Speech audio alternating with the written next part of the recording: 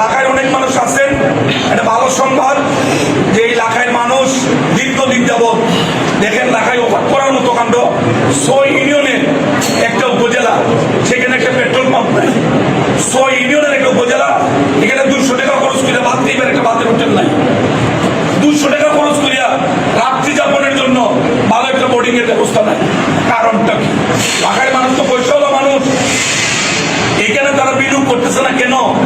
এখানে বিনিয়োগ করলে এই বিনিয়োগটা কবে উঠবো এই গ্যারান্টি তাদের নাই। অথচ ঢাকা গুলশান বনানী তাদের নিজস্ব বাড়ি গাড়ি আছে। আমরা আমাদের মাননীয় প্রধানমন্ত্রী জনাব তারেক রহমান সাহেবকে অনুরোধ করছি, আমাদের অনুরোধে আমাদের প্রিয় নেতা 629 কোটি টাকা এই এলাকায় পোল নেই, রাস্তার জন্য বরাদ্দ দিচ্ছে। রাস্তার জন্য শুধু 396 কোটি টাকা, 221 কোটি টাকা হইল ভূমি অধিগ্রহণ আর বিদ্যুতের খুঁটি সরানো, বাকি 2 কোটি বা 3 কোটি টাকা বিদ্যুতের খুঁটি অন্যান্য খুঁটি সরানোর জন্য।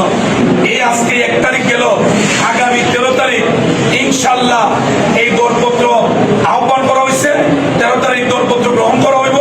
কন্ট্রাক্টর সিলেকশনের পরে আমরা আগামী 2 মাসের মধ্যে প্র্যাকটিক্যালি আমাদের প্রিয় নেতা গণপ্রজাতন্ত্রী বাংলাদেশ সরকারের মাননীয় প্রধানমন্ত্রী বিএনপির চেয়ারম্যান জনাব তারেক রহমান সাহেবকে এনে আনুষ্ঠানিকভাবে আমরা কাজ শুরু করতে চাই।